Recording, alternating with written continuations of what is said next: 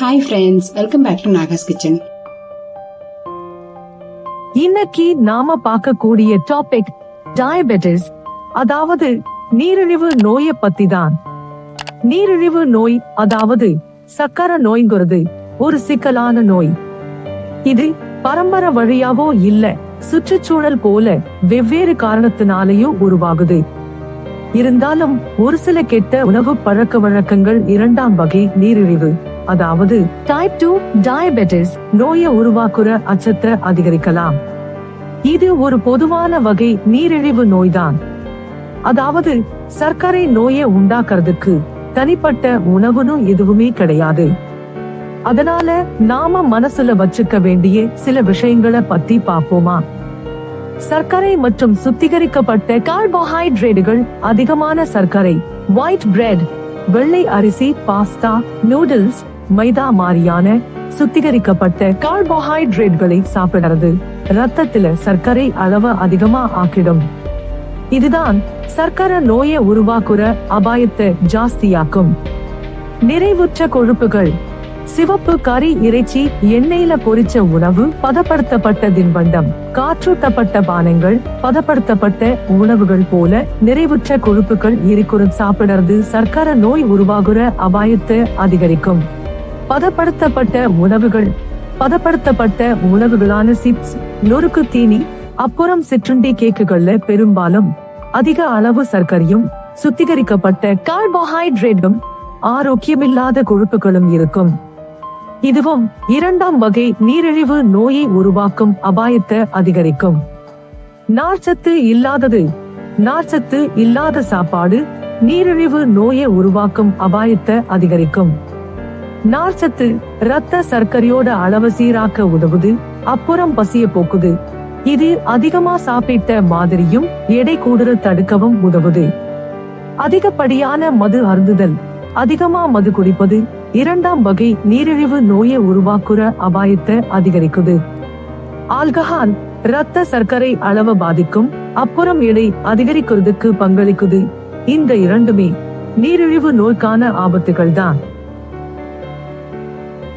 இந்த உணவு பழக்க வழக்கங்கள் நீரிழிவு நோயை உருவாக்கும் அபாயத்தை அதிகரிக்கும். அதே வேளையில் அதெல்லாம் நேரடியா நோயை ஏற்படுத்தாதுங்கிறது கவனத்துல கொள்ளணும். நீரிழிவுங்கிறது ஒரு சிக்கலான நிலை ஆகும். இது பல காரணத்தோட கலவையோட விளைவுதான். அதனால நோயை தடுக்கவும் நம்மள் பாதுகாக்கிறதும் ஆரோக்கியமான உணவு வாழ்க்கை முறை ரொம்ப முக்கியம். உங்களுக்கு நீரிழிவு நோய் வந்துருச்சுன்னா உங்க ரத்த சர்க்கரையை கட்டுப்படுத்துறதுக்கும் ஆரோக்கியமான எடையை பராமரிக்கிறதுக்கும் உதவுற உணவுகளை தேர்ந்தெடுக்கிறது முக்கியம். அதனால பொதுவா நீரிழிவு நோய்க்கு நல்லதுன்னு சொல்லுற சில உணவுகளை பத்தி இனிமேல் பார்ப்போம். மாவுசத்து இல்லாத காய்கறிகள், கீரை வகைகள், பிராக்கோலி, காலிஃபிளவர், குடைமிளகாய் மாதிரி மாவுச்சத்து இல்லாத காய்கறில கலோரியும் கார்போஹைட்ரேட்டும் குறையா இருக்கு. ஆனா நார்ச்சத்தும் மத்த முக்கிய ஊட்டச்சத்துக்களும் அதிகம்.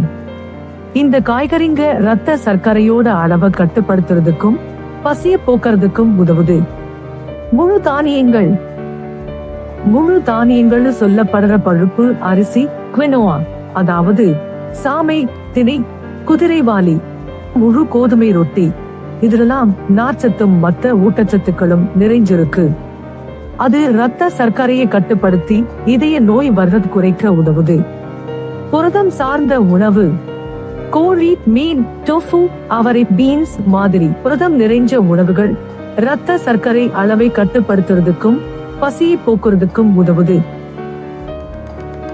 குறைந்த கொழுப்புள்ள பால், கொழுப்பு நீக்கப்பட்ட பால், தயிர், சீஸ் மாதிரி குறைந்த கொழுப்புள்ள பால் பொருள்ல கால்சியமும் வைட்டமின் டியும் நிறைய இருக்கு.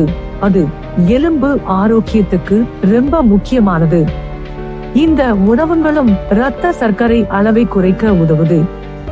நட்ஸ் மற்றும் சீட்ஸ், பாதாம், பிஸ்தா, அக்ரூட் பருப்பு, சியா சீட்ஸ் மாதிரியான நட்ஸ் மற்றும் சீட்ஸ்கள்ல ஆரோக்கியமான கொழுப்பு, நார்ச்சத்து, அப்புறம் மத்த ஊட்டச்சத்துக்கள் அதிகமா இருக்கு.